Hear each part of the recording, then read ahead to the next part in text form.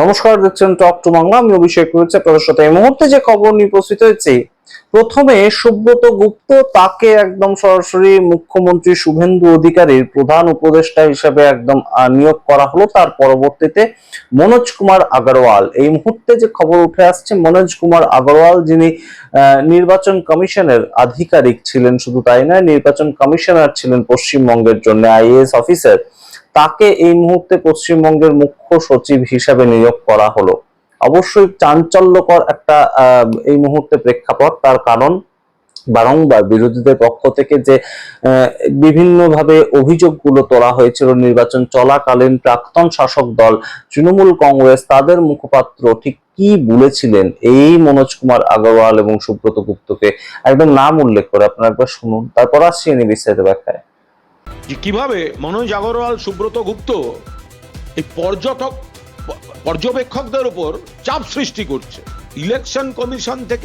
আপনারা শুনলেন একদম সরাসরি প্রাক্তন তৃণমূল কংগ্রেস, তখন শাসক দল ছিল, নির্বাচন চলাকালীন একটা পক্ষপাতদুষ্ট আচরণ করার জন্য এই ধরনের অভিযোগ কিন্তু তারা তুলেছিল। এবং সামগ্রিকটা মিলিয়ে এই মুহূর্তে নির্বাচন মিটতে না মিটতেই আমরা দেখতে পেলাম, যেদিন শুভেন্দু অধিকারী শপথ বাক্য পাঠ করলেন 9 তারিখই বিকালবেলা সুব্রত গুপ্ত, তাকে সরাসরি প্রধান উপদেষ্টা হিসেবে একদম মনোনীত করা।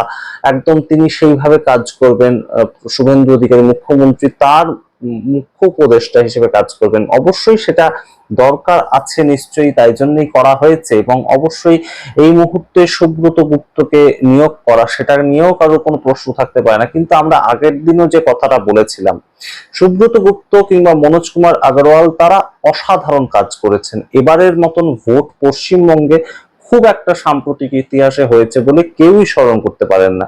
এবং সেই ভোট যারা পরিচালনার দায়িত্বে ছিলেন, সেই রকম দুজন আইএএস অফিসার, তাদেরকে যে কোনো জায়গায় সরকার চাইলে নিয়োগ করতেই পারে। তো সেটাই করা হয়েছে, তাতে কারোর কোনো অসুবিধা থাকতে পারে না। কিন্তু যে প্রশ্নটা এই মুহূর্তে উঠছে, যে একটা চোখে লাগার মতন প্রেক্ষিত তৈরি হচ্ছে, কারণ ভারতীয় জনতা পার্টির বিরুদ্ধে বারংবার বিরোধীরা অভিযোগ তুলেছে নির্বাচন চলাকালীন এবং অন্যান্য রাজ্যে নির্বাচন যখন হয় তখন আমরা দেখতে পেয়েছি কংগ্রেস নেতা রাহুল গান্ধী অভিযোগ তুলেছে যে নির্বাচন কমিশন তারা সম্পূর্ণ ভারতীয় জনতা পার্টির কথায় চলে। তো এই নির্বাচন কমিশনের দায়িত্বে একদম উচ্চ পদস্থ অবস্থায় থাকা দুজন আধিকারিক, তারা যদি নির্বাচনের মিটতেই, নির্বাচনের রেজাল্ট আসতেই এবং সরকার তৈরি হওয়ার পরবর্তীতেই একজন মুখ্যমন্ত্রীর প্রধান উপদেষ্টা হিসেবে নিযুক্ত হন, আরেকজন রাজ্যের মুখ্য সচিব হিসেবে নিযুক্ত হন, তাহলে তো অবশ্যই এই মুহূর্তে বেশ খানিকটা দৃষ্টিকটুই লাগে। এবং অবশ্যই বেশ খানিকটা বিরোধীরা বলার একটা স্কোপ পেয়ে যায়। বিরোধীরা অবশ্যই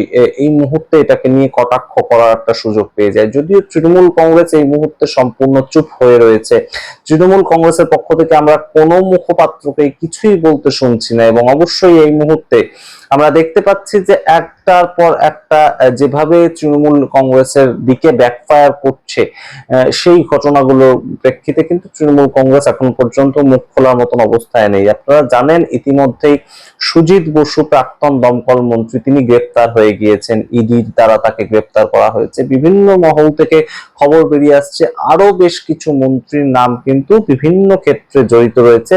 তারা কিন্তু এই মুহূর্তে বেশ খানিকটা ভয়ই রয়েছেন এবং পুলিশের জালে ধরা পড়তে পারেন। কিন্তু অবশ্যই রাজ্যের নতুন সরকার কোনো মতেই আমরা দেখতে পেয়েছি প্রাক্তন মুখ্যমন্ত্রী মমতা বন্দ্যোপাধ্যায় তার সিকিউরিটি তুলে নেওয়ার যে প্রেক্ষিত, সেটা করেনি। তারা জেড প্লাস সিকিউরিটি তাদের পক্ষ থেকে, যেমন রাজ্য সরকারের পক্ষ থেকে দেয়া হয়েছে, 3বারের মুখ্যমন্ত্রী তিনি, সেই সম্মান তাকে দেওয়া হয়েছে রাজ্য সরকারের পক্ষ থেকে। আমরা দেখতে পেয়েছি অভিষেক বন্দ্যোপাধ্যায়ের সিকিউরিটি তুলে নেওয়া হয়েছে, যেটা অতিরিক্ত সিকিউরিটি ছিল। সাংসদ হিসেবে যেটুকু তিনি পাওয়ার কথা সেটুকু তিনি পাবেন। কিন্তু এই মুহূর্তে তৃণমূল কংগ্রেস কিছু না বললেও পরবর্তীতে এটা নিয়ে যে একটা কথা বলার সুযোগ তারা পাবে, এটা কিন্তু এই মুহূর্তে বেশ খানিকটা দৃষ্টিকটু ভাবেই উঠে আসছে।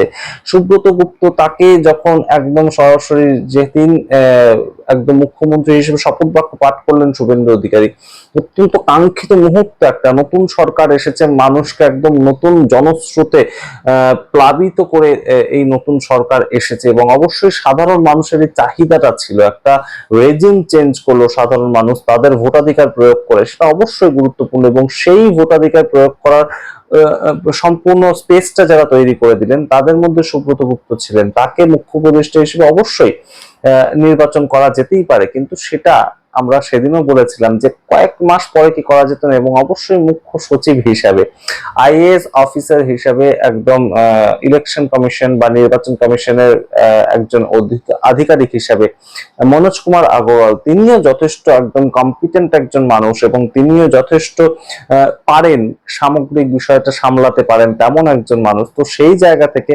তার নিয়োগটা নিয়েও কিন্তু কোনো কিছু বলার থাকতো না, কিন্তু যেটা উঠে আসছে যে নির্বাচনে কোথাও গিয়ে নির্বাচন কমিশনার হিসাবে সাহায্য করেছিল ভারতীয় জনতা পার্টিকে, সেটার প্রাইজ হিসাবে এই মুখ্য সচিবের পদটা কিংবা এই যে মুখ্য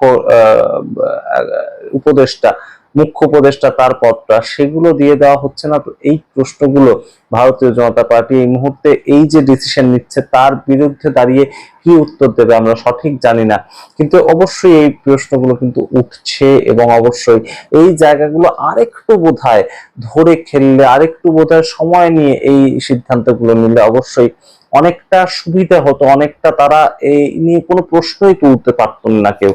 অবশ্যই এটা নতুন সরকার তৈরি হয়েছে, নতুন ভাবে তারা চলবে, তাদের নিজেদের কর্মপদ্ধতি আমরা দেখতে পেয়েছি ইতিমধ্যেই। একদম শুভেন্দু অধিকারী বোল্ড ডিসিশন নিচ্ছেন, যা বলছেন তিনি একদম কোনো ধরনের কোনো তার মধ্যে প্রশ্ন থাকছে না।